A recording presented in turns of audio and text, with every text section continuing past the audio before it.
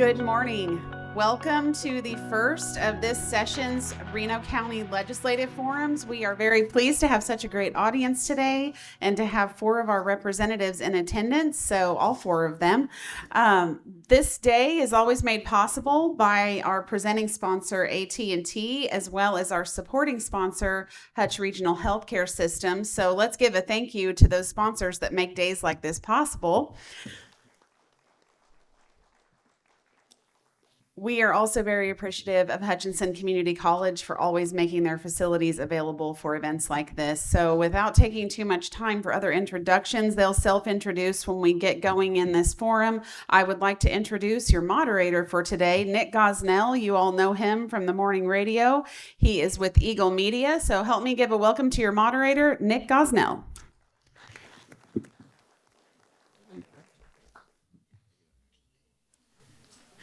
Thank you, Deborah, and good morning, everybody. Good morning, legislators. Nice to have the 4 of you with us this morning.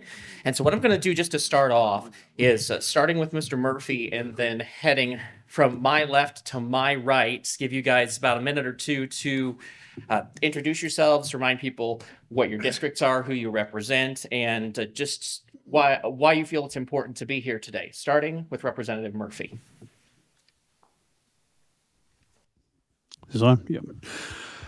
Michael Murphy, 114th District, which after the redistricting changed, used to have some of Rice County, but now it's most of Reno County, none of Hutch, but South Hutch, Nickerson, down Yoder and across like that, all of Kingman County and east of 281 in Pratt, so it's a pretty good size area. Some of you guys know that I'm a retired airline pilot and we've got a bed and breakfast in western Reno County. I think it's important that we, stay in touch. Of course, in this day and age with email and everybody's cell phone, all like that, and my cell phone's published, and anybody can ask me anything anytime, so you don't have to wait till you come here. I guess we'll have our own mics. Sure. My name is Jason Probst, and I'm the representative for the 102nd District, and that is essentially south of 17th. When you get to the west side of town, it does move up towards 25th a little bit, but generally speaking, everything's south of 17th and Hutchinson. And I serve on the ranking minority member on the Commerce Committee, and I'm on Legislative Post Audit, and I'm also on the Agriculture Committee. Really appreciate the work that we get to do on all those committees. The reason I think it's important to be here today is that this is a in real life opportunity to have conversations about policy and about what we do in Topeka and come back and have these conversations with our constituents. And I think this is it's a long time tested formula, and I think it works very well. And I'm always glad when I get to come home and visit with people that care about policy. So thank you for coming out today.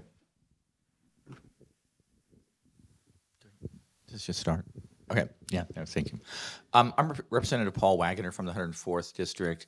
It's basically the north side of Hutch and all of Medora, Buhler, and all the way up into Inman. Have been in the legislature since 2019. I'm vice chairman of House Elections. I'm on the House Insurance, Legislative Modernization, Welfare Reform, and the Child Care and Foster Care Committee. Again, I appreciate these forums. I think it's a good chance. Again, it's kind of a polyglot group of people as far as, politically and across the way. And I think it's a good chance for us as representatives to be, a kind of a little more out in the community, or it's a known way to get a hold of people and just to see us and to hear us as far as how we respond to questions and about the policies that maybe you've heard about throughout the last few months.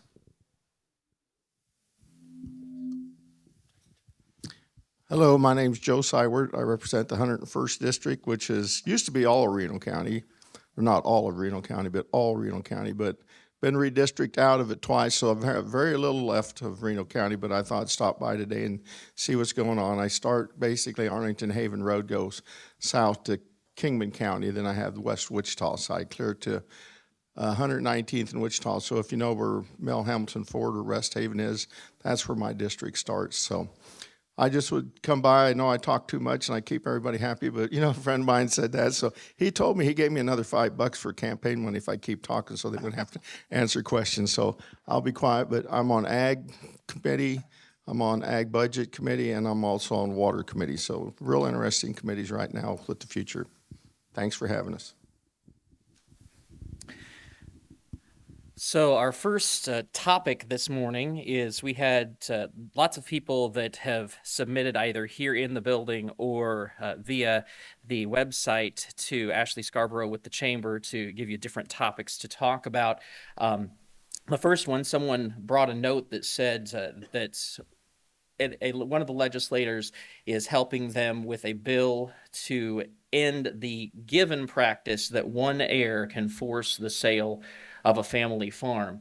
I figured that, Joe, with you being on ag, I'd start with you on this one. And have you seen it? Have you seen that bill? What do you think about the idea of different heirs being able to make decisions when you have to have transfer of wealth from one generation to the next? Well, that's a real good question, and I'm ashamed to say I've never heard that bill yet. I don't know if Jason did. Being on ag, we haven't talked about it unless I was not paying attention that day. But okay, I think it was actually Paul who got contacted on this one, so I'll let him take the ball on it on that one. Yeah, sure. Of course, part of my district, of course, going out toward Bueller and Inman is rural and agricultural. And, I had a constituent bring up a situation. There is a bill that has been introduced. It's called the Uniform Partition of Heirs Act.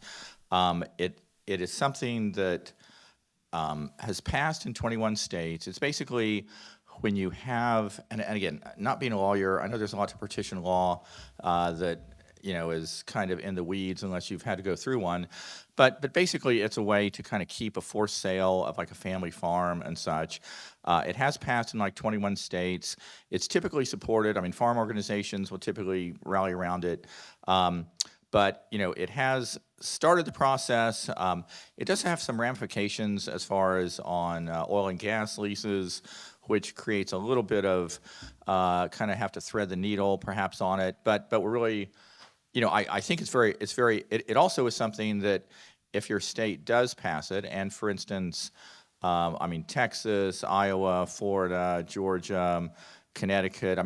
It's really kind of across the board type of proposal, but it's primarily designed to ease the transition in the event that you have siblings kind of going different directions, siblings or cousins, as the case may be, in a family farm type situation. But again, I think it's a good bill, but anything like this, it takes a while to get it through the legislature.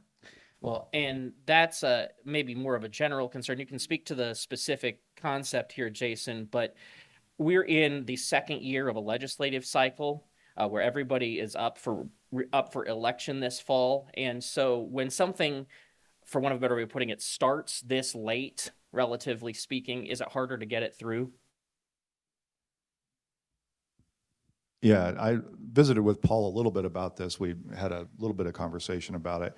Yeah, it's definitely harder, especially when it's a complicated issue and you're dealing with property law. And I don't know what committee it got referred to, but it's probably a judiciary. So you have a bunch of attorneys that are going to be looking at this and just arguing over whether it should or shouldn't happen, and they'll create all sorts of arguments about unintended consequences and what may happen. So I think seeing that sort of legislation move and midway through the session is going to be very difficult. But what you do see in the legislature is you start conversations, and maybe you don't get the traction that you want in 1 year, but maybe the conversation resumes in the next session, and you get some forward momentum on that. Well, that naturally dovetails into my query to Representative Murphy, which is, first of all, talk specifically about this concept, what you know of it, and secondly, you have chosen to run for a different office, so this is your last term on the House side. So if something doesn't get done this session with this, then it really would be whatever the next person has. How do you, on these concepts that take a while, pass on whatever the message is you hear from your constituents, assuming that you're either in the Senate if you happen to get elected to that, or out of the legislature because you weren't? Either way, you're done at the end of this year with that seat. Okay. I have heard of the concept, but I had not seen the bill. Like I said, anything that we do has intended consequences and unintended consequences. And like Jason said, spending a lot of time getting the process started. Lots of times it's an educational thing, and you've just got to get it out there and give everybody a chance. And it's part of why we have the committees, and then we have the committee of the whole. Lots of times something will come up, and it might be out of 125 people, one person thinks of something that nobody else thought of. And you bring it up and you go, oh yeah, I didn't think of that. So it's those sorts of things that we have to be careful about. As far as leaving from one side of the Capitol to the other, still have the same issues. So you just continue just on the other side. It's not a big switch. Okay. Could I comment on that too? Sure, you can. Been there 2 or 3 years. And talk about getting a bill through. It all depends on who wants it, who's in favor of it, and how much power they have. Because I've seen bills go through start to finish in 2 or 3 days, and I've seen some that have been up there for 4 or 5 years. So that answers your question. It's who wants it, how it's done, and how well you get people to push it through. In other words, follow the money. I was going to say that, but And during my time covering the legislature, I saw both of those too, Joe, the several years and the couple days. And that gets into the big time weeds, which we won't do today because we've got too many topics to get to. But the next one that I wanted to touch base on is the Gannon case, which is the school finance case for those that are unfamiliar, was officially basically dismissed. The state Supreme Court is not going to retain jurisdiction anymore on that. And that's because they say the legislature did their work and funded according to what the court had said for them to do. And so now it's up to the legislature to continue to do that work. Starting with Paul this time, just what do you think about that decision, and how does it impact what the legislature is going to do this session and going forward? Yeah, no, that's definitely an interesting turn. I mean, of course, since I've been in the legislature, we've always had the Gannon decision, and in effect, it set a certain standard for funding and then basically has it go up by inflation thereafter. As far as for this session, I don't think it's going to have any practical effect. I mean, so many things are already kind of set, I would say set in stone. I do have like the data, from what the budget has gone up since 2019. I mean, on K-12 education has gone up like just over 24%, which is actually just what the average for the entire budget is. I know there is always concern about our K through 12 because it is well over half of what is basically half of our budget. And so when it comes to where you're really trying to control spending, it's very hard to just sort of look away from it. But at the same point, I don't know. I don't know if people are going to think it's worth the trouble. It's kind of a question to be decided. But it will, in this session, I don't expect to see much of any effect, but going down the road, it could have some. It certainly opens up the topic to discussion and debate. Representative Probst. Thank you. I agree with Paul. I don't think we'll see much effect from that, from the court decision this session, but it will have, I suspect, an impact going forward because there will be ongoing conversations about funding education, and that's something we're going to do for the foreseeable future. And when I ask people, are we going to be supporting public education 50 years from now, 100 years from now? The answer is universally yes. So this is going to be part of the conversation we have, and I hope that what we do is have a conversation about how best to support education and public education. This is how we're going to educate most children in our communities. We can have a lot of conversations about the benefits of private school and whether public funding should be routed to public schools, private schools, but the bottom line is most kids are going to be educated in public education, and we need to have conversations about how to responsibly fund that. And our number one goal, and what I'd like to see, our number one goal should be to avoid future litigation. If we fund education at a level that we can avoid litigation in the future. We've had an entire generation of children who've had their education hijacked by continuous litigation. And you can put the blame on that, on the legislature or on educators or on school systems who have been pursuing, proper funding. But the bottom line is that children are affected by constant litigation in our education system. I'd like to see us move towards some longer range planning on education funding, much like we do transportation. We develop a 10-year plan on education or on transportation funding, and nobody bats an eye at that. We see that as a valuable asset to our communities and to our state to say we want long range planning. I don't understand why when we're talking about an asset like children who are future employees and in workforces that we wouldn't have a long-term plan for that as well. Well, I'm not on K-12 budget, but I am on education. And in the last couple of weeks, we've had the legislative post-audit folks in talking about the audits they've done of the schools.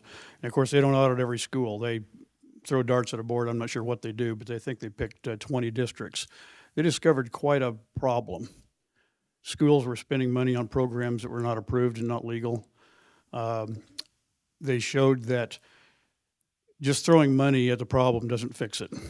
And we all know that inherently because we've been increasing, and the results aren't getting any better.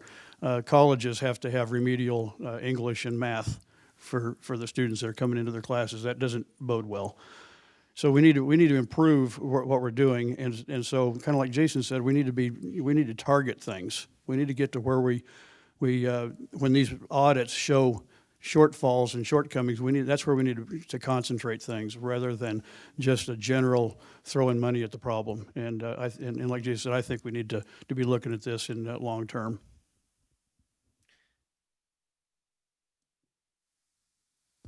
Well, that's a good question. Been there for quite a few years. Again, been on the school board for 12 years in our little community, and never seen a year that they didn't ask for more money. It's like a lobbyist told me. He says, if we quit asking for money, we wouldn't have a job neither. So they're going to always come back and ask for more money. Getting it approved is one thing. It's just like everybody said. It's, if it's accountability. And if it goes towards education, most legislators I know have no problem with it all going to education or accountability for education. But there's really no value check system that I see that says we put this much money for this and it works. We put this much money for this and it works, and did we get a result out of it, or do we continue doing the same thing over and over and not have any results? And I think there's a famous saying by some philosopher on that, doing the same thing over and over and expecting different results, But that's one of the things, but it doesn't seem like we have any trouble finding money for sports and redoing things and building buildings and tearing down buildings and doing everything like that. That's a problem all my constituents come to me with. They don't mind spending money for education. They'll spend any kind of money they can spend on education if they can see a result in the ability for kids to want to know how to do a job, have common sense, can even write or sign their names. But we can't do that. But we can do all kinds of money for buildings and packball and gyms and surface areas, over-the-road buses and stays that leave at 1 o'clock and drive 90 miles. I've seen some school districts, they drive 90 miles to a ball game. They never have no money problem finding money for that. And that makes the people mad that pay the taxes that see that. So I agree with what we're saying. We're here to educate our kids, but is the money going to where it's supposed to? Another major topic that has been a topic for several years at the legislature, so I feel like I'm singing the same songs that I've sung for several years, is Medicaid expansion. Governor Kelly said in her State of the State address that she wanted to see a hearing on her version of a Medicaid expansion bill by Kansas Day. We're almost to Valentine's Day, and unless I missed something on Friday, I don't think that hearing's happened. Jason, talk about Medicaid expansion and just where it lies right now in the legislature. Well, we have a bill, and much to Joe's point earlier, leadership doesn't want Medicaid expansion, and this is why Kansas is one of 10 states that hasn't even had a real authentic conversation on this, because that has been held up by a handful of people who've decided that they don't want to even have the discussion. Even to the point of one of my frustrations a few years ago, that we were even scrubbing any language in bills that made a reference to Medicaid expansion or Medicaid statutes because they knew that people like me were probably going to amend Medicaid into the bill. So we were actually changing language of existing bills so that we could pass them out without any conversation about Medicaid expansion. My position is I'm completely committed to Medicaid expansion. There's a lot of talk about this, mythical able-bodied adult, which is some 35-year-old boy sitting down in his parents' basement playing video games who refuses to work. I know a single mother in this community who has 2 children, who left a terrible marriage, who's doing everything that we as a society tell them to do, and she's $300 below the threshold for getting out of the coverage gap on Medicaid expansion. And we can talk about the merits of Medicaid expansion, and we could talk about cost, and we could talk about work requirements, but the truth is over the last decade, we have provided Republicans, we've satisfied every concern Republicans have raised. We have said, you want work requirements, here's a work requirement. You want to have a provider fee to cover the cost so it's revenue neutral. We have removed every single excuse Republicans have thrown up to try to stop Medicaid expansion. Now it is simply an ideological blockade. We have decided that people should not have access to this health care, and that if at all possible, we should make them buy private insurance. But we have people, they are in the service industry, they work in greenhouses and warehouses, and they do your hair, and they serve your drinks, and they serve your food, and they clean hotel rooms, all of those things. And actually, one of the problems we have in our system, and I'll wrap this up because I'm going on too long, we have a serious issue with caregivers for seniors and people on disability. Part of the issue is they get paid so little and they don't have access to benefits that we can't recruit people into that industry. So our reluctance to accept something that's been accepted by 40 other states is actually exacerbating another problem. I think we've done that there. I think we're doing this in the small business community because we have employers who can't afford private insurance for their employees, and Medicaid expansion could be an option that could stabilize their workforce and allow them to grow and thrive. And our resistance to this common sense program, whether it solves all the problems or not, nothing solves every problem. It's part of a matrix of actions we can take to solve a problem. Republicans have said no, and they've presented no viable option to provide health coverage to people who need it, and that is the core issue, and we should hold them accountable and say, if you keep saying no, you have to present us with another solution to this real world problem that exists.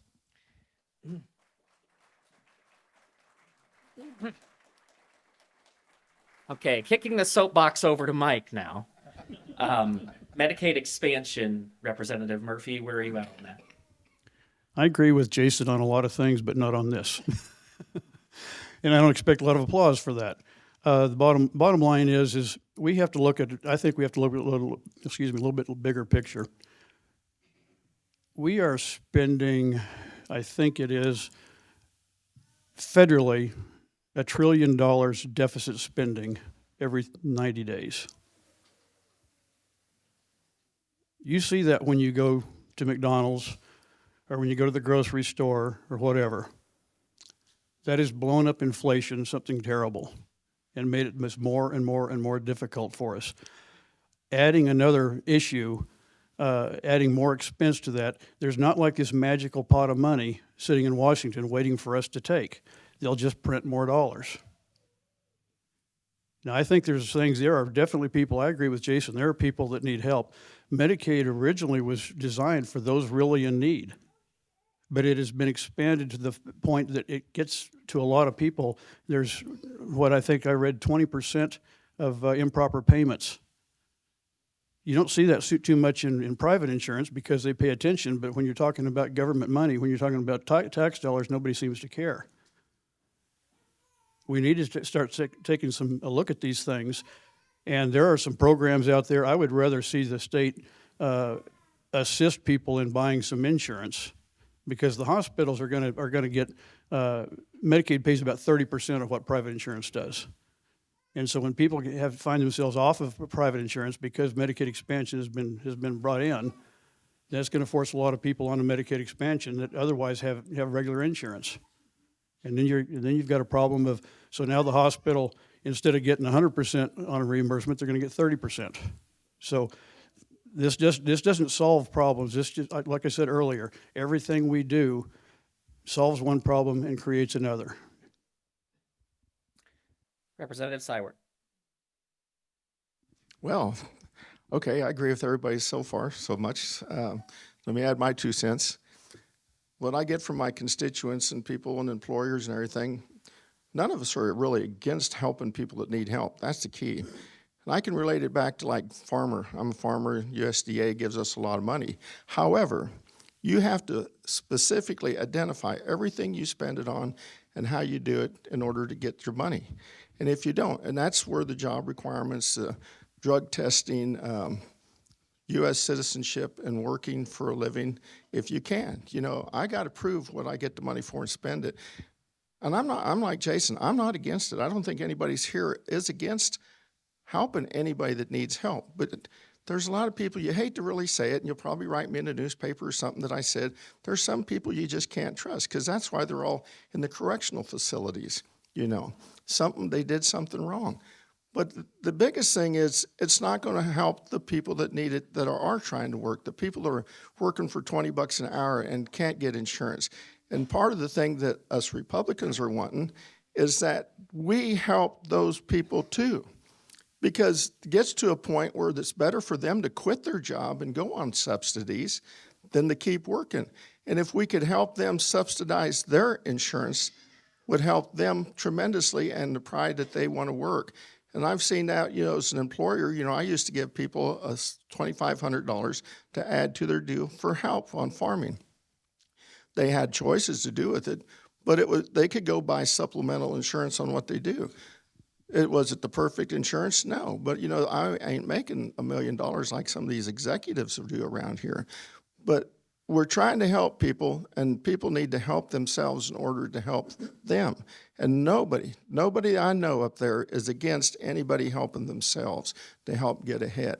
It's the ones that don't, and you talk to people that work in food banks and work in grocery stores and work in places, that some of the things they see that people come in there, it makes them very sad of how they're sitting there doing it and they're not. And then they go carry out their stuff to the parking lot and they got a nicer car than they do.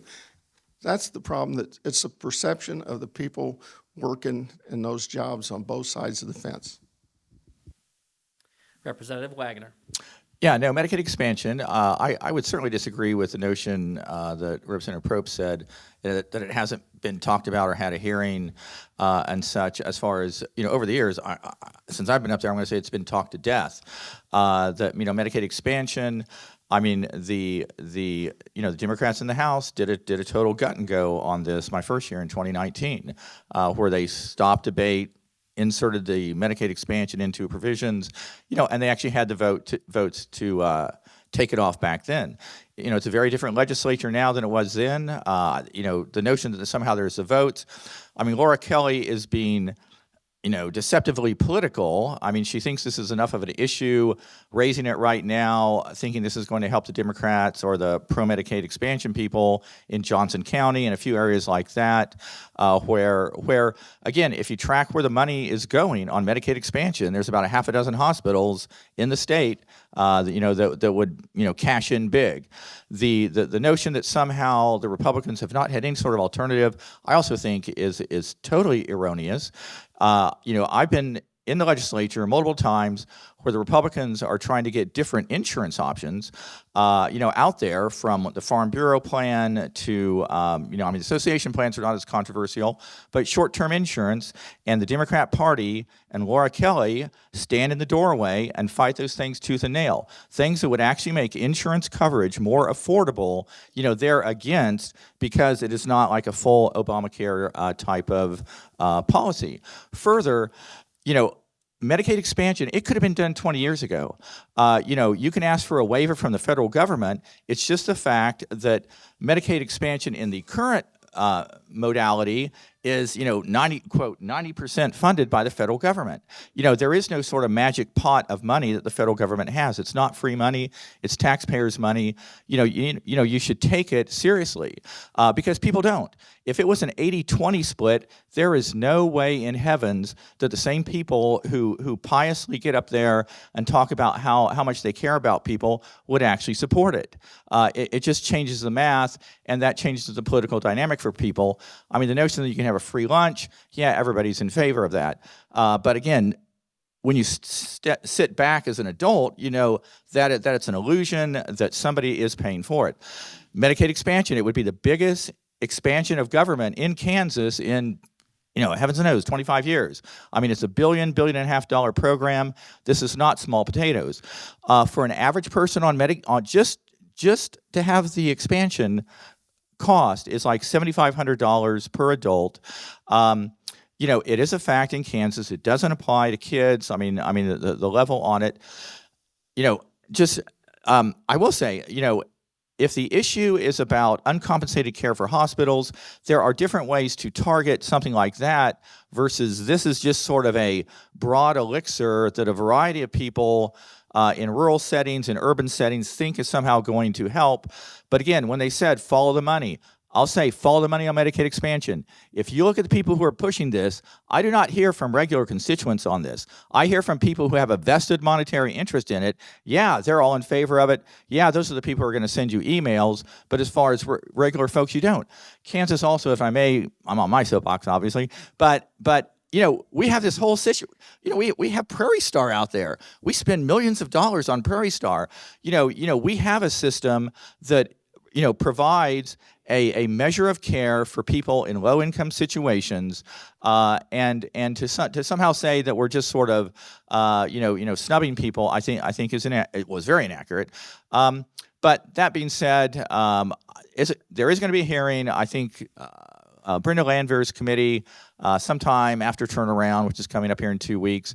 They'll have a hearing, but you can hear it. But I will say again, when I first came to the legislature, in my books, the people who are against Medicaid expansion were very inarticulate. I hear a lot more articulation of the arguments. Just a week ago, I was at Kansas Health Institute. They were having a luncheon deal on Medicaid expansion. You break down the numbers as far as who would jump into this, and it is very true. It is 40% of the people who would get it are people who are currently on private insurance. This is not a case of the uninsured, going to Medicaid expansion. This is a case of you are siphoning people from the private system into this. You do have people who are uninsured who obviously would get it, but at the same point, you have to ask, is the cost worth the benefit? It's not a free lunch, and you have to look at these things in an intelligent way and not just in an emotional way. So,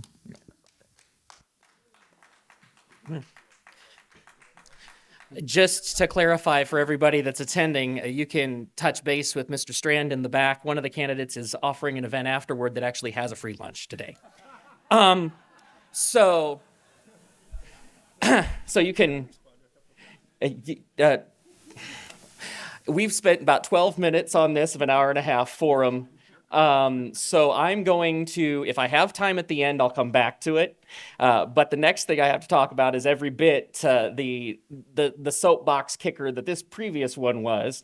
So we'll just see if we've got any time left. We'll start with Representative Murphy, but tax policy came to the front of the legislative session at the beginning this time around, as the Republicans in the legislature passed a tax bill, and the governor has vetoed said tax bill. So where is it now?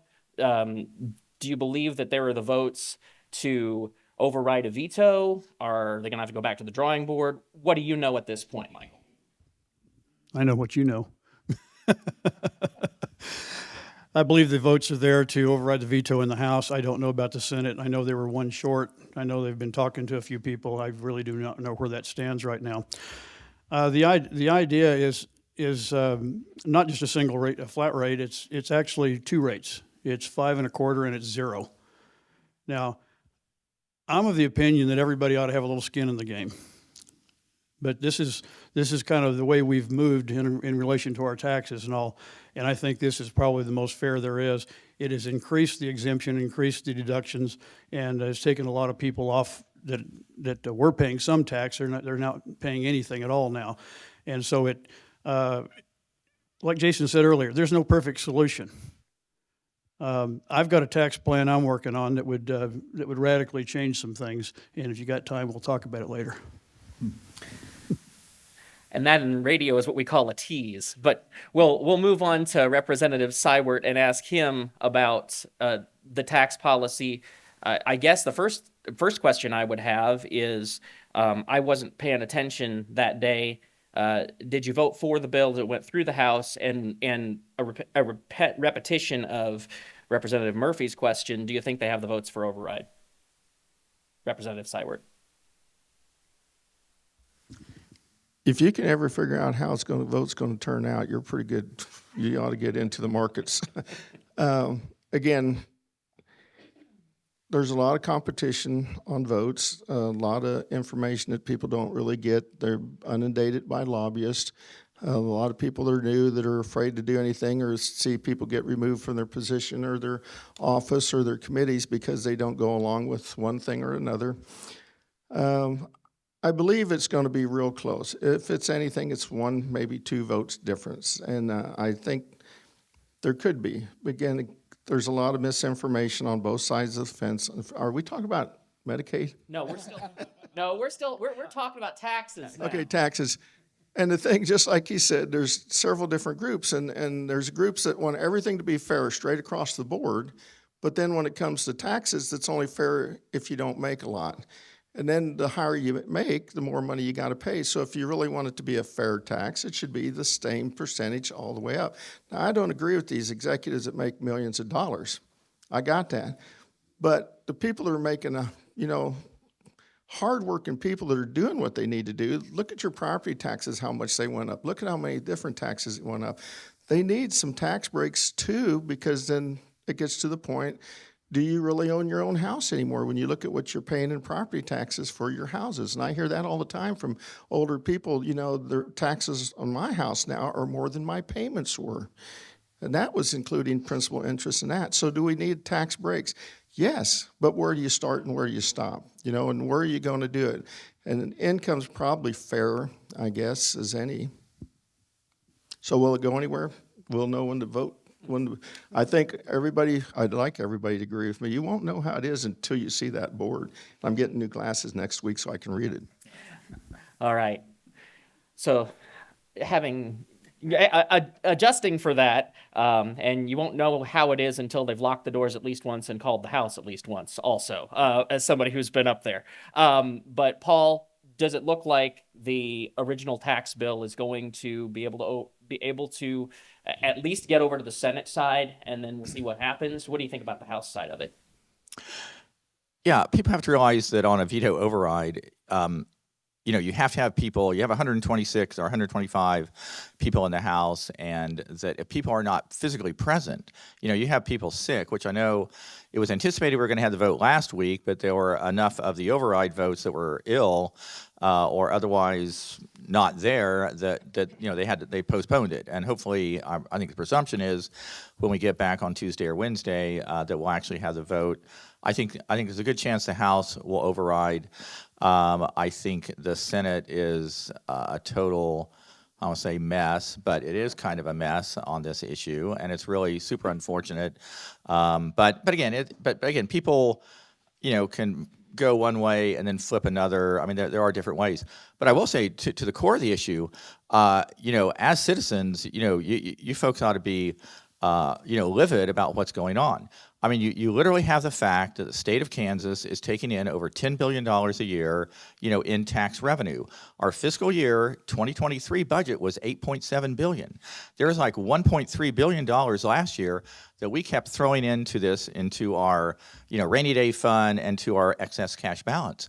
I mean, in the sense of when, and I'm again using my own example of being up there starting in 2019, I mean, that there has been $3 billion in additional funds that have been accumulated even since then. I mean, which is effectively money that was taken from the taxpayers that the legislature and the governor, had no sensible way of spending it. And heavens knows, sensible and spending in Topeka, it does not always go together, but there is a genuine discrepancy, and to sort of just think that we're just going to sit back and just let that happen and hope you guys don't notice, I think is bad policy. It's kind of an insult to the taxpayer. Further, the notion, you have the fact that Governor Kelly, in her veto statement, called the Republican or the legislature's tax plan somehow reckless and Brownbackian, is just literally absurd. I mean, you literally look at the numbers. Look at the numbers for the state general fund budget. I mean, have the numbers here, and I mean it's very clear that this is just simply it.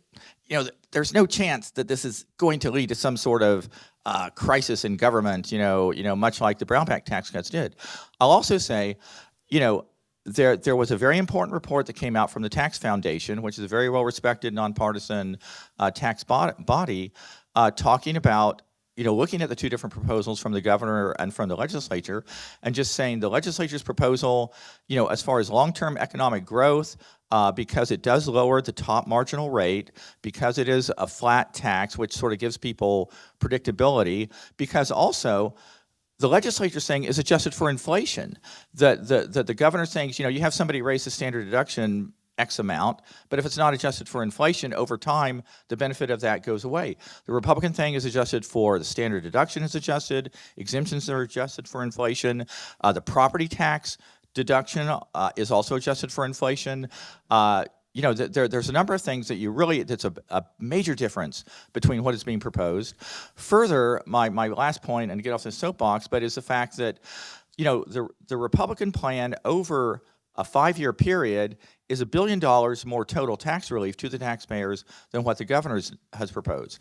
The governor's is just sort of a, say I cut taxes, but then you have the ability to spend like a drunken sailor as it would be going down the road. The Republican plan is actually more designed to get revenues in line with expenditures, and that's of course given that expenditures are kept under control. Expenditures would have no problems going up with the inflation rate, but as far as this sort of massive $11 billion and such proposals that the governor has kind of looking forward, obviously it would put an end to that. But again, there's a lot riding on this, and I think for the future of our state, one final soapbox thing. You do also have to realize, and the Tax Foundation report pointed this out, is all the other states around us, have lowered their top marginal rates.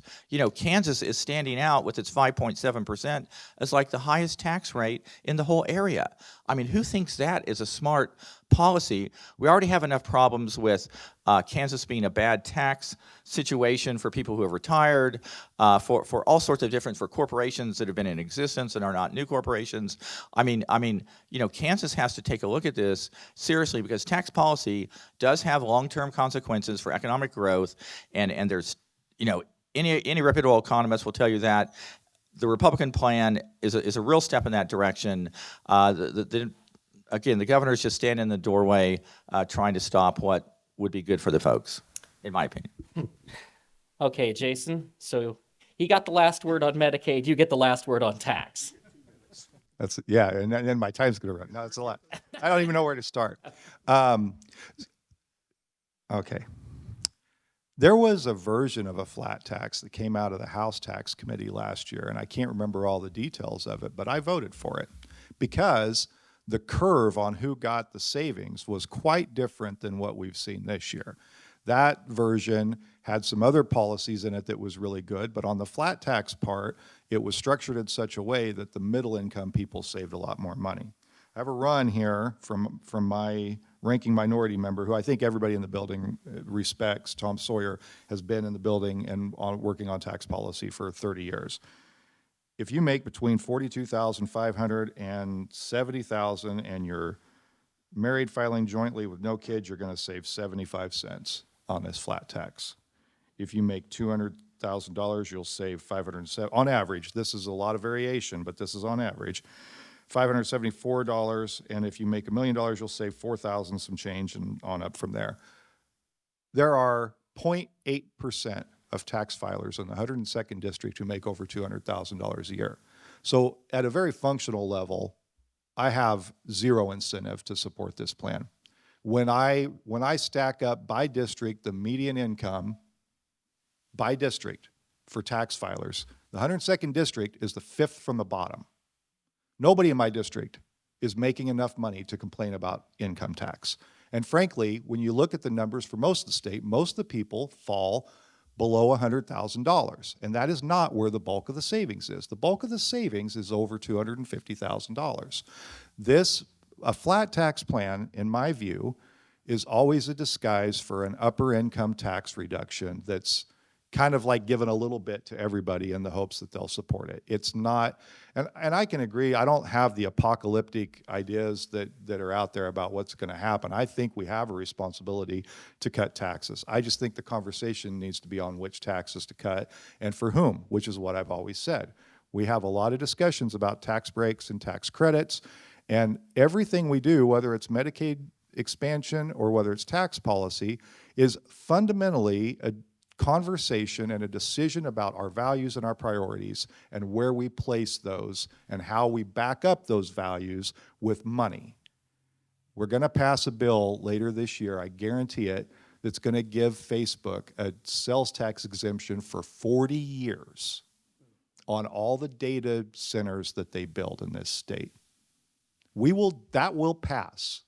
I don't see any way that bill doesn't pass. There's a lot of lobbying power behind it, and you can imagine it's Facebook. There's a lot of money. We will make decisions like that over and over and over and over and over again, and we will tell poor people they don't deserve health care, and we will tell middle-income people they don't deserve property tax relief.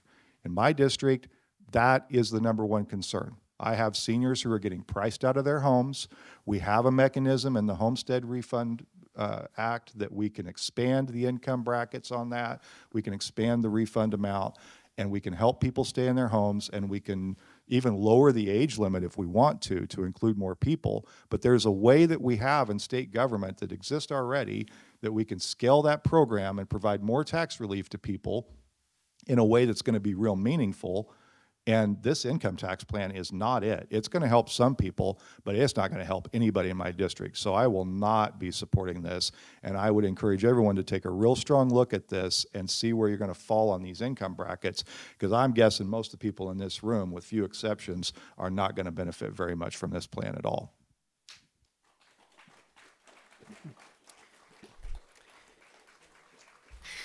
While he was talking about taxes, Representative Seiwert brought up something that brings me to a new topic, and he talked about property tax relief. Well, one way that counties can give property tax relief to all of their constituents across the board would be the reinstatement of the acronym is LAVTR, but the bottom line is it's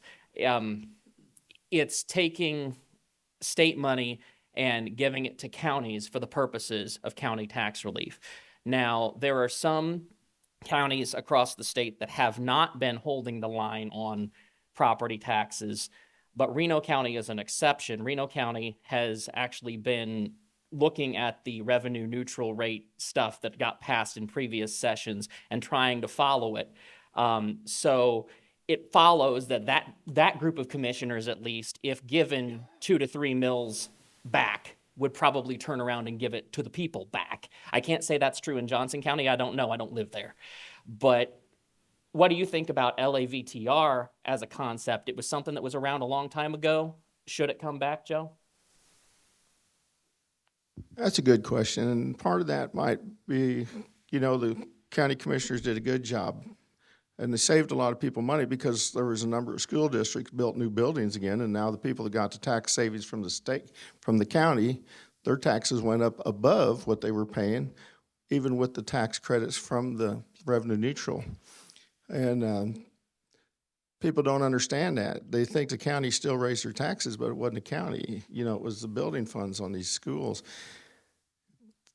That is a good question because, again, people on fixed incomes, the people in my age group, the 60 to 70, 80-year-olds that are retired are on fixed incomes. A lot of retirement plans are not showing big increases, but again, their taxes go up, their property taxes go up, and other taxes go up. And it's like Jason says, it's tough. In my area, well, I wouldn't say that. In West Wichita, that's pretty nice areas, but they spend a lot of money and they put money in the economy. So, but why do we want to punish them? Because I don't put much money in the economy because I don't have it to put in it, and a lot of people that are retired don't have money to put in it.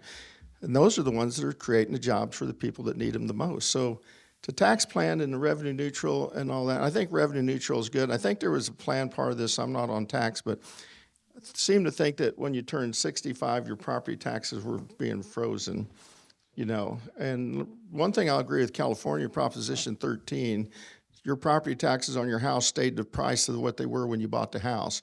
And that would be nice, but like I said, I'm paying more per month in property taxes than I paid for my house, 15-year loan with principal, interest, taxes, and insurance. And I'm not the only one. I hear that from numerous constituents that they can't even hardly afford to live in their own house now because the taxes and utility bills are going to go up too, and everything's going up for the people on fixed incomes too. There's a big issue. I mean, it's bigger than what we think, and I think we're all on the same page in our areas. Representative Waggoner, back specifically to LAVTR. In other words, the give back to the counties from the state. Yeah, I mean, property taxes are the tax that most people dislike the most, or it causes the most grief. I will say, as far as statewide, there's a number of things we've done on property taxes that have made a lot of sense. I mean, the transparency issue when you get your tax statement. I mean, being able to see the prior year and some of the earlier information really helps you, because you have to. It's very few people, can see the sort of the breakdown or what's pushing their property tax higher if it is going higher. Plus also the notion of having the revenue neutral rate.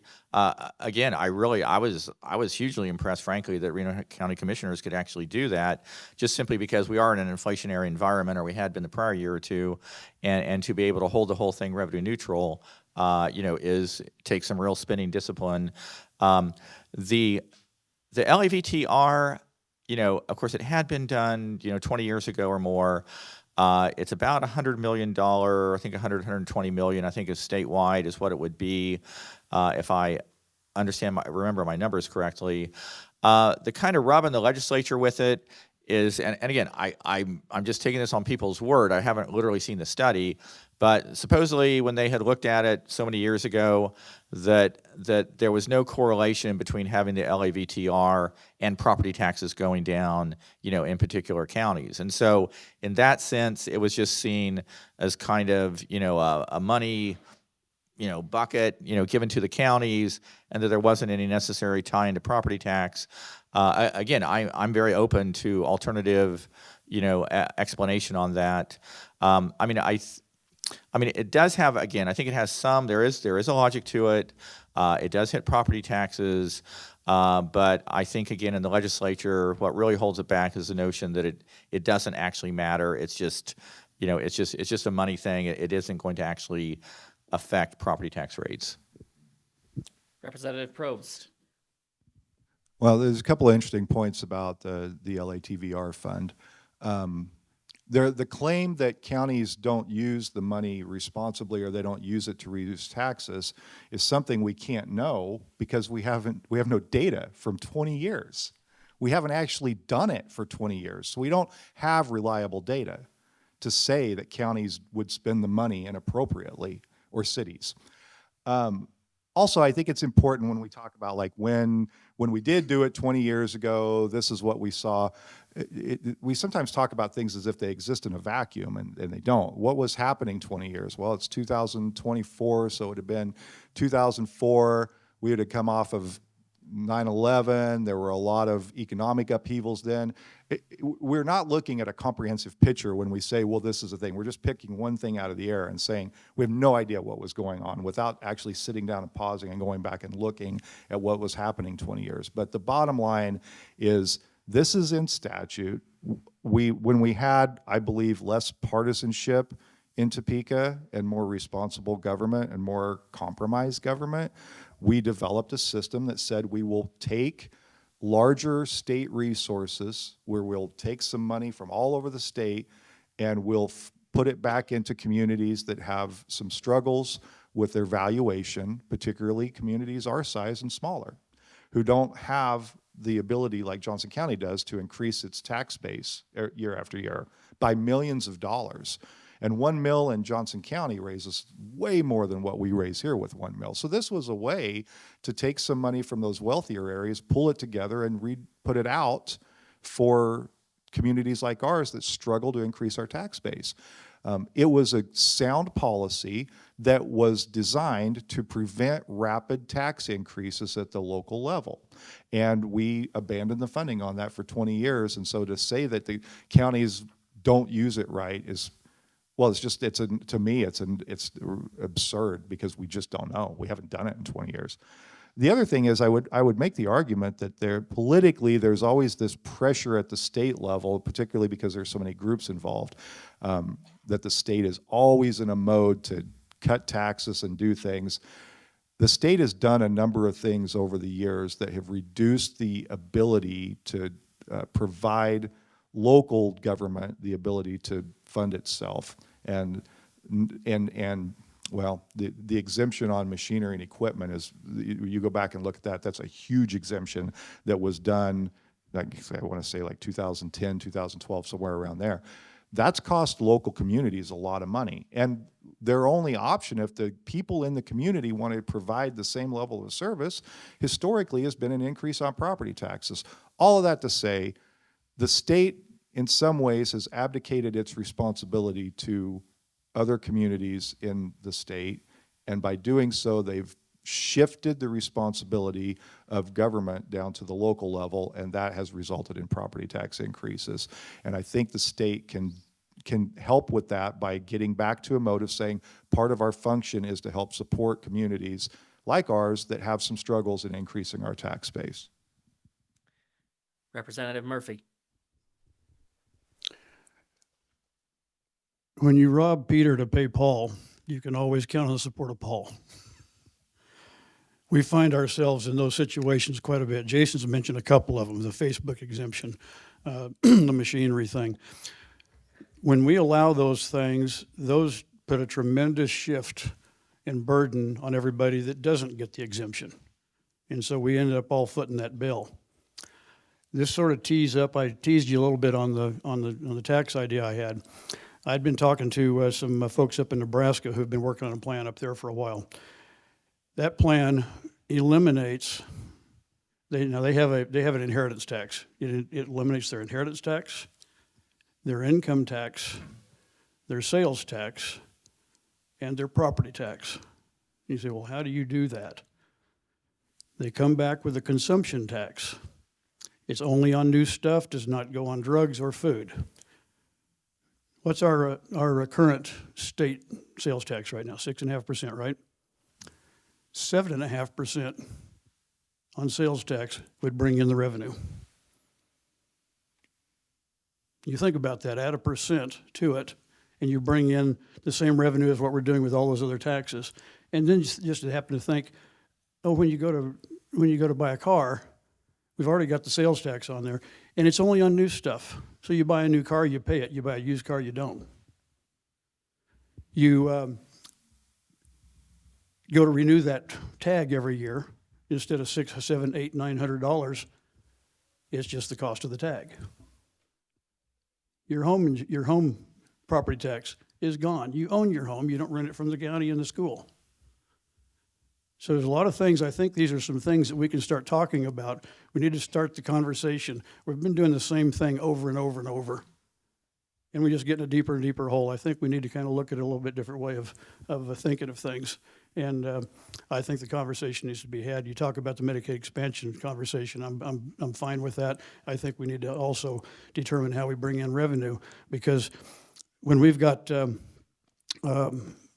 all tax dollars come from us, we talk about, well, we're going to get federal dollars. Well, where did the federal government get the dollars? They do have the benefit of printing money.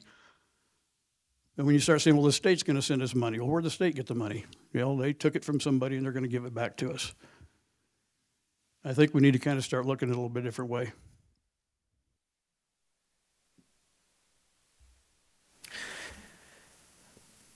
So if you're interested, there is a link to Nebraska's EPIC tax, which is what he's referring to, that talks a little bit about how they would narrow it down to just a sales tax and so on. So we'll see if that gets any legs in the legislature. We'll talk about it at a future forum, Mike, but it is interesting to see the neighbors to the north at least trying to get it to the people in that regard. Now, let me see if I can go on to the next thing. First of all, we're just almost an hour in, and so with just a half an hour left, we may not get to everybody's topic, but I'll do the best I can to go a little bit quicker on some of the stuff that's a little bit more clear cut. We had a question on medical cannabis in Kansas. Where does that stand right now, Paul? And is there any legs at all to anything related to that this session? Medical marijuana has come up pretty much repeatedly the last number of years in one form or the other. I haven't since. I'm not on those committees, so I really am not at the ground level. I know there's. I don't even know what to say as far as its prospects. I mean, I was certainly not impressed with the House proposal 2 or 3 years ago. I was on Fed and State back then and actively opposed it. I mean, there were for just a variety of reasons. But I have not seen, much motion, or you certainly haven't seen. I mean, back then there was a ton of lobbyists. I mean, there was a big push for it at that point. But it would be, and again, there's different things that can be done. There are the whole sort of cannabis issue. There was a deal I remember about Delta 8 THC, which is somewhat different than what the Delta 9 is. There's a couple of different things in that general area. But as far as anything major, I don't see. There might be something kind of minor, a little more focused, and maybe on some experimental basis, but I'm really not probably the person to ask this year on that topic. All right, Jason, have you heard anything either way on that? Well, I know there's a bill out there. Oh, their blockade is over on the Senate side. The House has voted. We passed out a bill. I don't think we did one this session, but we did one in the previous session. The House has demonstrated its position. We are in support of legalized medical cannabis. The Senate, and particularly the leadership in the Senate, has been the blockade. There's, again, and I can't agree with Joe enough on this. If there's a handful of people who decide they don't want something to happen, it will never, ever see the light of day.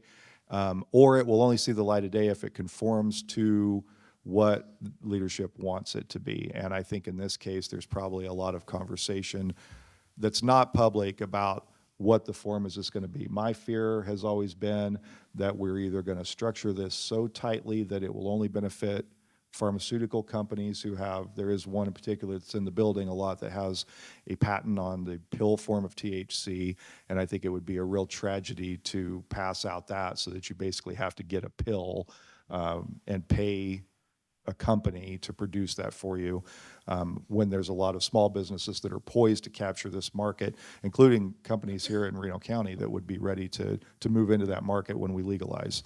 The underlying thing on this is that it's just really another example of Kansans have been very, very clear that they want this, and you can have all the conversations about morality or ill social effects.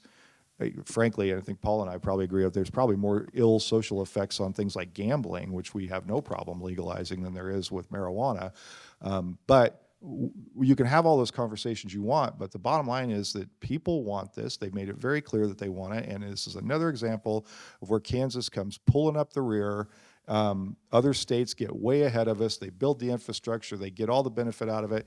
And by the time Kansas finally relents and comes into the modern era, all the fun is out of it, and all the opportunity's gone too. And we've set it up so that some big corporation who's done very well in another state can come into Kansas and capture all the investment. Representative Murphy. Good job. Now, I know the marijuana today and the cannabis today is not your grandpa's cannabis. It's changed a lot, and what they did in Oklahoma has really created huge problems down there. And I think part of the hesitance is not wanting to do something like that, but I agree with Jason 100%. We don't want this just to be something where just a few select people, pharmaceutical companies, whatever like that, reap in, drag in all the profits and everything. I personally know people who benefit from this, and I think something needs to be done to get it across. It's kind of interesting that the federal government says it's illegal, but we just want to go ahead and do it anyway. Why do we pick and choose what we want to do, what the federal government tells us? That's all. All right. Representative Seiwert, if you have anything to say on the medical cannabis issue, here's your chance. I just been chilling out on that deal right now. But I do have to say You need some chips? I need some gummies. That's a good question. You talk about, I serve on some national committee and talk to people from Colorado, legislators in Texas, and where the places have it. They have some issues with it. And again, it's like the gaming issues. The question I get from a lot of my constituents on that is, if you get drinking and driving during the day, you get an accident, they're liable for it, so then you get fired, so then you go on unemployment or something else. So if we do this with marijuana and you smoke a joint or two or three or a couple gummies, and they put some more THC in it, I think is what they call it, because we're having trouble with the gummies that are coming in, they're spiking them up to a lot more than what they were supposed to be. It helps people with injuries and stuff like that. I got it. But the problem is that everybody's small businesses are worried that, if you smoke a joint or two, that's okay. But if you get in an accident and you're working, are they going to be liable for it? Now that it's legal, are they going to do it more? Because again, farm hands, I'm not going to say what they did. I had great farm hands over the years, and one smoked a lot, but he was always there on time and he was always happy and in a good mood, But it was kind of scary if he had an accident. Where would we be, And again, that's the question that everybody's concerned. It's not how it's regulated, it's what it's regulated, and what's the other effect of it, because for everything you do, there's another effect, consequential effect. That's the question I think a lot of people are concerned about. But I'd like to touch on one more, is just like on the gaming bills, always talk about the gambling, talk about tax. We passed that bill in a one-day deal, and people are making billions of dollars on that, and they're only paying 10% on income tax. That's the thing. When we talk about unfair taxes, that'd be a good question for the next forum. Fair enough. So Reno County has been working on child care issues for a while. The state level is also working on that, in creating an Office of Early Childhood Services and talking about getting more money for an accelerator grant again, which Reno County's been the recipient of this time to get more child care slots. Talk about child care and what likely may or may not get accomplished in the legislature in that regard this session, Jason. Well, child care is one of the biggest and most pressing issues that we're seeing, and I think it's all over the state. The conversations are largely, thus far have been happening outside of my committee. I've gotten some indication that a lot of the child care issues are going to come through the Commerce, Labor, and Economic Development Committee, which I think is a terrible idea because nobody on the committee has any expertise in child care, but they're framing it as a workforce issue, so it's going to come through there. And I think that is a recipe for some real bad decisions to be made because we view it through a workforce and economic development lens. And I think that that's part of the lens that we should be looking at, but we need to be looking at it also through a child welfare lens. And I hope that we're very cautious with that. The child care that we know a lot more about early childhood education than we did before, and we know that good quality childcare and early education is crucial to later outcomes. It's crucial to performance in schools, and some of the longitudinal studies that have been out there that follow students for 20 years or more show that this investment in early childhood yields positive economic benefits later down the road. We need to take a serious look at this. We need to have an open conversation, and all ideas need to be on the table so that we are having real conversations about what needs to happen. And there are different challenges everywhere, and I mean, urban areas have their set of challenges and rural areas have their set of challenges, but there are some really innovative ideas that have happened out there. Lindsborg has kind of had like a public-private partnership that's worked really well. We've done some innovative things here, but I think this is really a crisis situation where we have to get every idea on the table and have all the conversations we can. You know, that 0 to 5 period before children are going to school for working parents, particularly single parents, it's so hard to manage, right? You're talking about like the cost of a college tuition for quality childcare. And then this is leading to, I mean, there's an intersection between what's happening in childcare and what's happening in the workforce, because if you're paying that much for childcare or you can't find available childcare in a community, then you're making a decision to not enter the workforce and you're finding other ways to manage. So there's a lot of convergence of different issues here, and it's definitely one of those things that it's probably everything can get wrapped up into partisan politics, unfortunately, but this would definitely be an area where I'd hope we set the politics aside and have really authentic conversations about what needs to happen.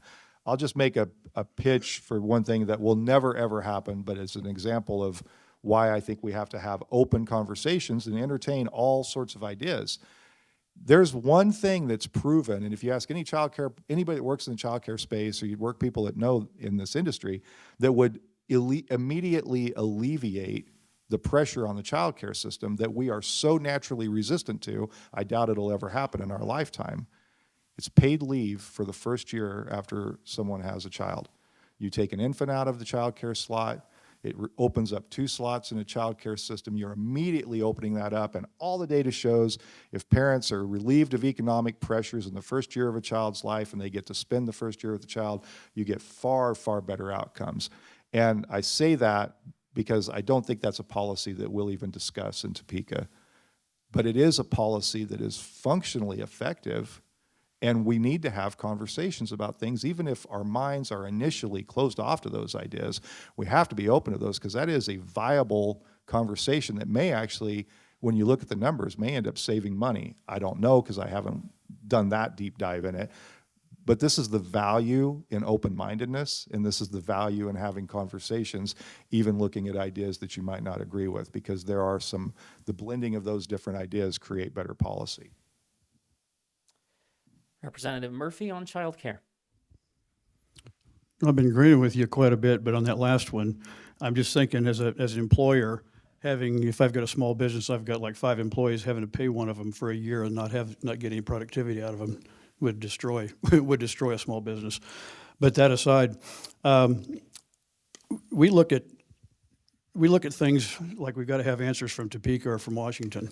I think we should get Topeka out of this business and let us take care of it here in the community. We could come up with a lot better solutions. And what works for Hutchinson doesn't work in Johnson County, and vice versa. What works in Hutchinson doesn't work in Elkhart. I mean, we've got things that we are able to do. A small community, there's no reason in the world why you couldn't get together and kind of pool your resources and have people, watch each other's kids. The state won't let you do that. But if the parents are willing, and you got somebody in the community willing, they ought to be able to do that. We shouldn't have our choices taken from us like that. Representative Seiwert on childcare. I was still thinking about that one too. Childcare is interesting. People that want to work need a place for kids to be taken care of, and it is who's responsible. There used to be a lot of, my wife babysitted for kids when more kids were in school. Instead of working, she stayed home to babysit, and even babysit for one of our legislators now. So I don't know if he's a good one now or not. Some people blame me for that problem or not. But anyway, it is. How do you find decent childcare, and how do you make sure it is good childcare, and who wants to do it with some of these kids? If you ever watched them in some of these grocery stores and restaurants, and you can't do that. I mean, it's another one of those problems. It's a problem, but it needs to be addressed. And how do you do it? I don't know. And that's the question everybody talks about. Affordable, decent childcare is an opportunity for a lot of things to happen, creates jobs and creates opportunities and helps employers get people too. But it's like foster parenting too, And again, we were foster parents, raised 8 kids.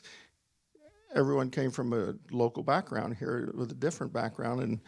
And again, the laws and regulations on foster parenting and stuff were so bad, nobody wanted to do it no more, and there was people who took advantage of the system, and that's the sad part about it. It's just, even like daycare centers, some of them kind of take advantage of the system. I don't know what the answer is. More government. All right, Paul? Yeah, no, the child care issue certainly is kind of front and center in many ways. I mean, part of the issue going on is the fact that, of course, the federal government, I mean, when it was raining money down from COVID, a lot of the COVID money, was aimed at child care centers. So there's been kind of a big influx of, taxpayer dollars into child care centers, which, is coming to an end.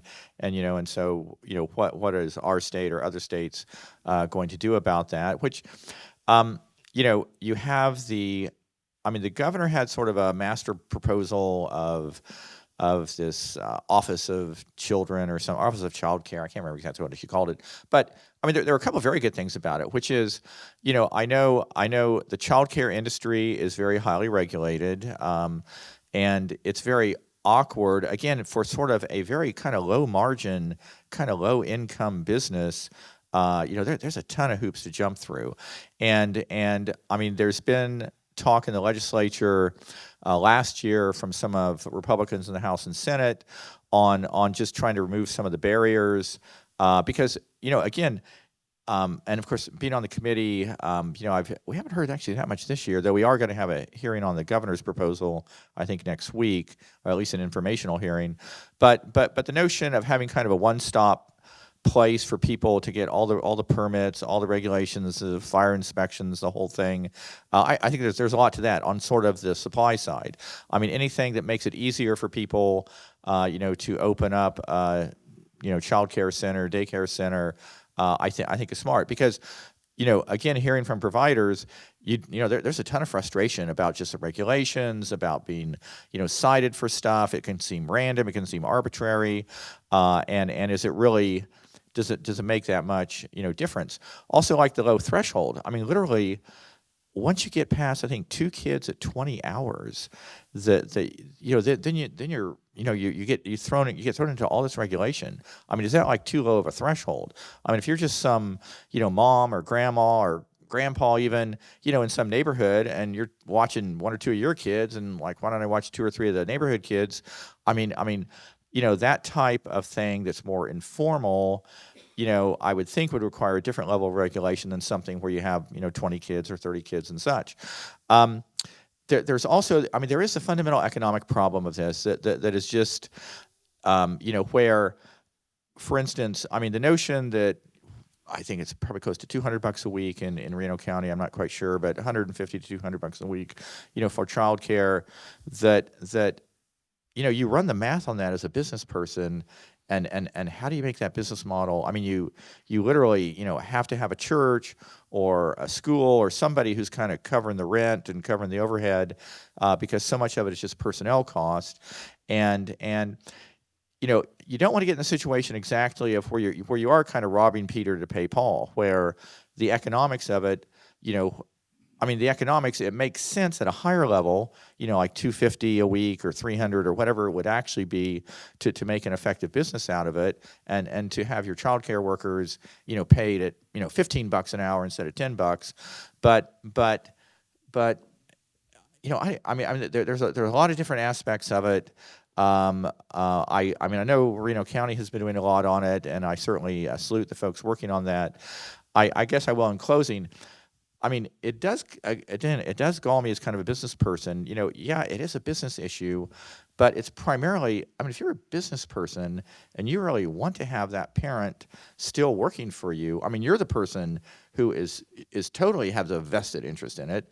And I don't really get why, businesses are not ponying up more because they're the immediate people to benefit. I mean that if the alternative is the person, goes out of the workforce or such, I mean that of all the people in society, I would think businesses need to be doing more. And I know many businesses are because they see their vested interest, because workforce is a hard thing, and when you have somebody you really like, and frankly you want to keep somebody long term, I mean, show some flexibility with them at different cycles of their family life, and you have a loyal employee. I mean, I can tell you that for sure, but anyway, but simplifying, making it, working on the supply side, streamlining what people have, the hoops they have to jump through. The support end. I mean, part of it can be tax credits, which I think we've already done, but there's a certain amount of, I think, either local or whatever governmental support that is going to be extremely helpful. And exactly the dollar figure, I don't know, but again, this is truly an issue to pay attention to. My apologies to those whose topics we aren't probably going to get to because we've only got less than 10 minutes left. But the next thing for Representative Murphy and then around the horn is the Kansas legislature is going to allow themselves to get a pay raise. The reports say it's a 93% pay raise. First of all, can you explain why that was determined and why they're letting it happen? And secondly, the question from the audience member was a 93% pay raise in minimum wage would go from $7.25 to $14 an hour.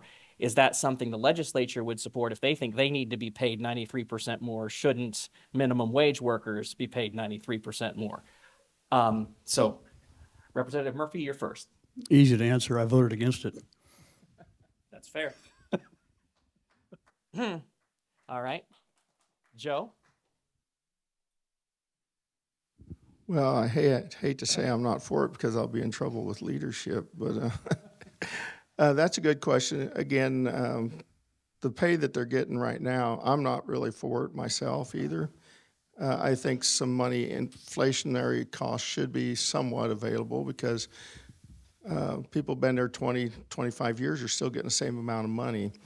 But it's not be a career job, and it's the fear of it of a lot of us. My daughter always jokes that I got a D in state and local government my junior year in college, and I said, now he is one, but I never paid any attention to it back in them days. When I was young, I didn't care. I didn't want to be in the legislature. I didn't want to make it a career. But now we're seeing a lot of 30 under 30 club, where we got kids that had an 18-year-old kid in the legislature. Does he bring anything to the table to really help understand where we're at? Did he raise kids? Did he go to school? Did he deal with construction? Did he deal with businesses? Did he have any citizen legislator ability to do what he was doing? And it wasn't to make it a full-time job. Most states, some of them only have 60-day legislatures. We're 90-day. We've been breaking a lot, which is kind of nice because you can get things done too. Is a pay increase? Yeah. If I was 25 years old and in this job, I'd be looking at making a career out of it. And that doesn't include all your supplemental meetings and other meetings you have. If you get assigned to another committee during the summer, you could be there every week and you could make 80, 90,000 instead of 20. What are you going to do? There's a lot of controversy, but the legislator didn't make that decisions. They hired an outside group to come in and to discuss it, and it was approved. And I can't remember the exact wording. Jason's really good at wording. There was an exact wording, or Paul, that said, trying to sell this, it was not made by the legislator to give them not the heat for it, but an independent committee to discuss it and being approved. And I don't even think we can vote on it, because I know there's a lot of people that won't say that would vote against it because they don't agree with it, but they're afraid of retribution if they do against it. All right, Paul? Yeah, this is a little obtuse. I mean, I'm not exactly sure that there was no vote on it. I'm not sure what Michael's referring to because there was actually no vote on the pay raise. That there was a year ago, there was, I think, a bill to set up a commission to look into it, to make these decisions, which of course at that point that there was no dollar figure at all. I mean, it was just sort of setting up an independent commission, which again, I can understand the logic of it, just simply because, it's kind of an awkward issue. I do know from the a couple things on it. I mean, part of the push for any sort of pay raise or looking at pay raise is because, the legislature, it's basically the bulk of it is kind of early retirees, people, who are independently, wealthy or who, have a spouse, who has money, who can actually be off and take a job for 3 months out of the year. I know comparing Kansas to other states, that have part-time legislatures, were whatever, toward the bottom. The group that was looking into this was a committee made up of, former legislators, and I really don't know exactly their whole deal, but I mean, their whole deliberations are, public record, as it would be. I mean, I think the pay system is pretty fair as it is. I mean, as far as the notion that, and I think as Joe alluded to, it's not the $88 a day. Obviously, is not much, but you have the per diem and some of that kind of makes it. I mean, frankly, if you run the math, it's like getting paid like $1,000 a week, plus Blue Cross and, lodging and whatever. So it's comparable, as far as, like a kind of a white collar job. It's not crazy for whatever 14, 15 weeks that you do it, but but I don't know. I mean, it's, I know there's on the Senate side, there had to be a move because there wasn't literally a vote on this, on the proposal. There had to be a motion to stop it. And I think it came up in the Senate side, and I don't know, it didn't get the 20 whatever votes it needed.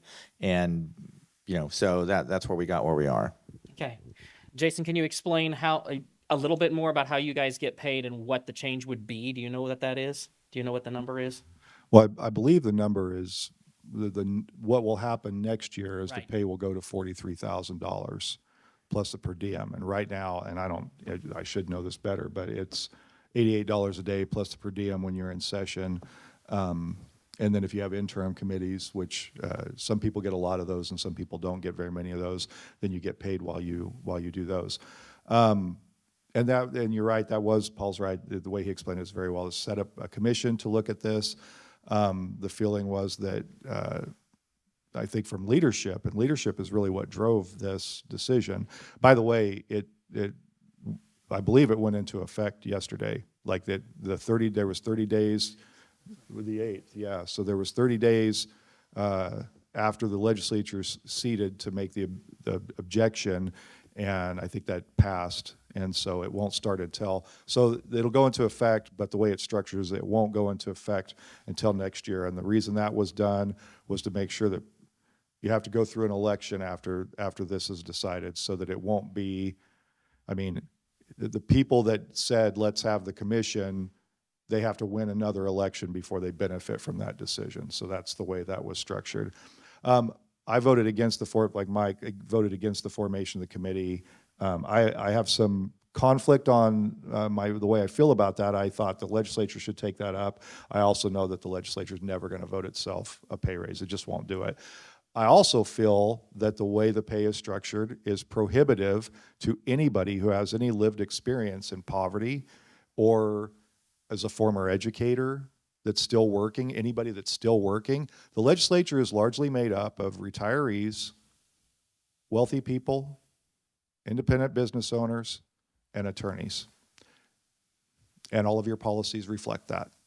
This tax policy, this flat tax policy reflects that.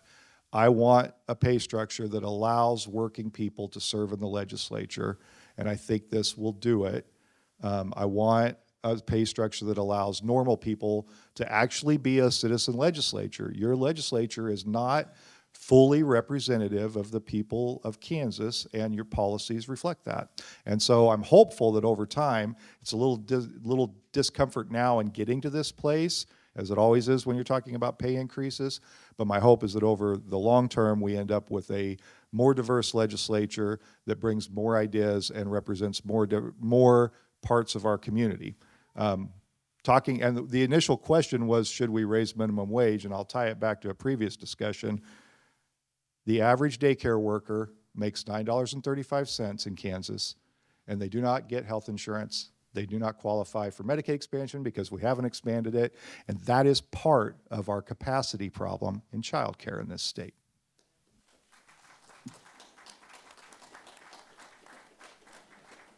It is 10:30. Our thanks to the Chamber and AT&T and Hutchinson Regional Healthcare System for allowing this forum to go on today. Again, our apologies to anybody whose specific topic didn't get raised. I'm going to take a point of personal privilege and give you each 1 minute, and I'll put you on a timer to have a final statement. Go ahead, Joe.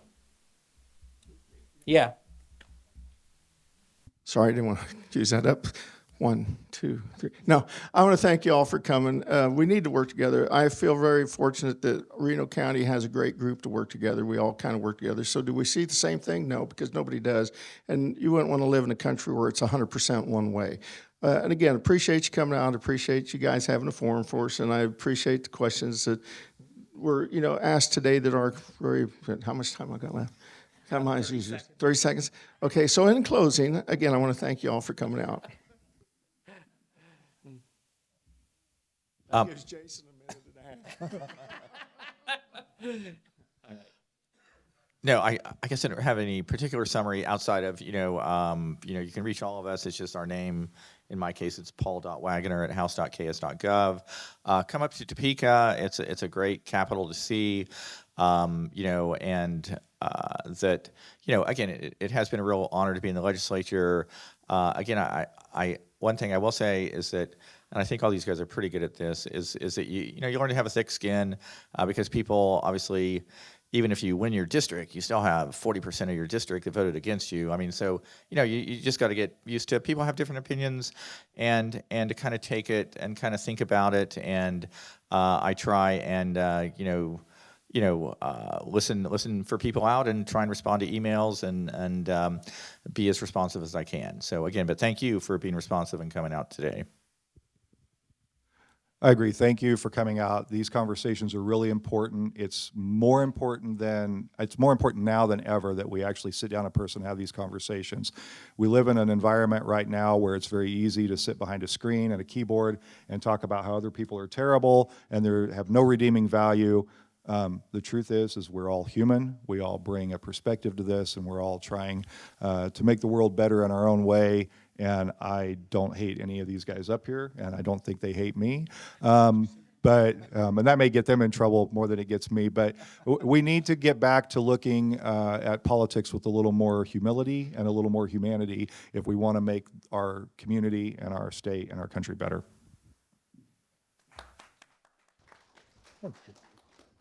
And I'd echo that too. Thank you all for being here and the opportunity to be here. And just in closing, I have another bill that I've introduced here very recently, just this week, that actually all four of us have signed on to. You remember which one that is? Okay. Yeah, it's a bill in relation to another way to spend our money, but it's your money, not somebody else's money.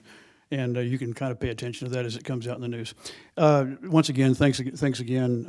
I'm easily available by my cell phone's out there, my email's out there. Like Jason said, come to the Capitol and see us. It's a beautiful, beautiful building, and we'd love to have you. Thank you to everyone for your time this morning, and great to hear from them. And we'll be back in March and April, same place.